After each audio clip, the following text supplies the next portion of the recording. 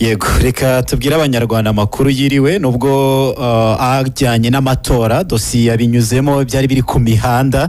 ibyamamare bitandukanye n'undi byakomeje kugendera muri wa mujyo kugaragaza ko byishimiye ko byatoye Reba na madamu byanarenze noneho umunyarwenya wo mu gihugu cya Nigeria witwa Dr Kingsley ashyira ubutumwa ku mbuga nkoranyambaga zagaragaza ko yifatanije n'abanyarwanda ariko kandi mu bijyanye n'urukundo nyampinga w'u Rwanda 2012 bamwita Kayibanda Aurore umutesi amakuru y'ubukwe bwe ari kugenda amenyekana cyane icyari cyaramenyekanye nuko ku itariki ya 15 Kanama 2024 aribwo azakora ubukwe mu Rwanda n'umukunzi we witwa Gatera Jacques. Ubukwe rero byamaze no kumenyekana aho buzabera kubera ko buzabera mu mujyi wa Kigali by'umwihariko hazaba umuhango wo gusezerana imbere y'Imana n'umuhango uzabera hitwa muri FAC mu mujyi wa Kigali hanyuma kwakira abatumiwe bazataha ubwo bukwe bizabera mu Ntare Conference Arena Irusororo tariki ya 15 z'ukwezi kwa munani hanyuma kandi nyampinga wa 2018 yitwa Liliane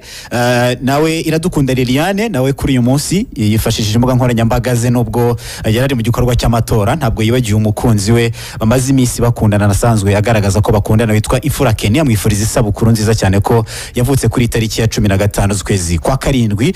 Hanyuma twikomereze mu yandi makuru agiye atandukanye tujye hanze y'u Rwanda witwa Shiba Karunji yifashishije imbuga nkoranyambaga ze atangaza amakuru yakiranywe na yombi n'abakunzi b'umuziki wo mu gihugu cya Uganda hari haciyemo icyumweru bari guhwihwisa ko ashobora kuba afite igitaramo kinini kizabera mu gihugu cya Uganda itariki niyo yatangaje ndetse natangaje izina ry'igitaramo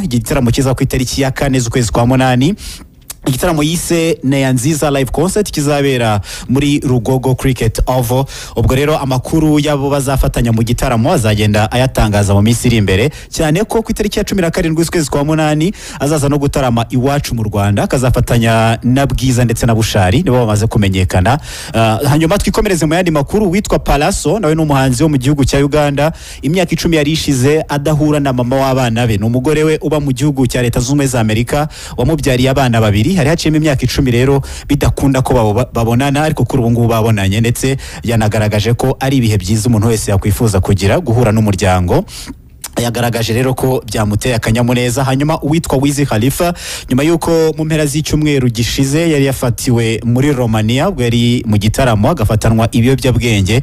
n'ibiyobyabwenge kirimo cyo mu bwoko bwa marijuana byarengaga ibiro 18 kuri ubu rero yatangaje gifashije imbuga nkoranyambaga ze avuga ko nubwo yasaswe agafatwa ndetse akanatabwa muri yombi ngo ntabwo harimo kumwubahuka inzego zari ziri gukora ibyo zishinzwe anavuga ko azagaruka muri Romania noneho ngo nta biyobyabwenge yitwaje ariko nubundi dutegereje ibizava mu myanzuro y'inkiko. Hanyuma uwitwa Rihanna kuri ubu ngubu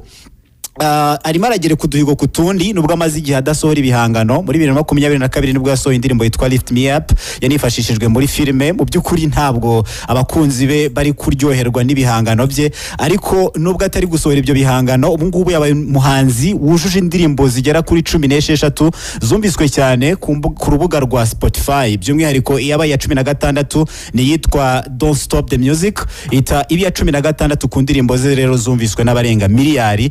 akaragahigo gafitwe n'uwitwa Drake cyane ko nawe afite ibihangano birenga 16 byumviswe n'abarenga miliyari kuri buri gihangano. Hanyuma indi nkuru nabwira abantu ije mu minota mike cyane urubuga rwa Billboard rutondeka imiziki rutondetse indirimbo zigezweho 10 indirimbo rero yitwa Not Like Us ya Kendrick Lamar ise yongera igaruka kuri uru rubuga iyoboye izindi indirimbo 100 zumviswe niyo ya mbere. Iyi ndirimbo irabikwiye kubera ko yaciye agahigo ko kuba indirimbo ya mbere yumviswe n'abarenga 500,000 ku rubuga rwa Spotify ikijya hanze. Ikindi kandi nuko iyi ndirimbo nk'ahantu yayikoreye amashusho muri restaurant iyo restaurant yatangaje ko ubu ngubu yiyongereyeho sales ubwo ni ugucuruza 40% kuva iyo ndirimbo yahakorerwa amashusho. Urakoze cyane Karemera.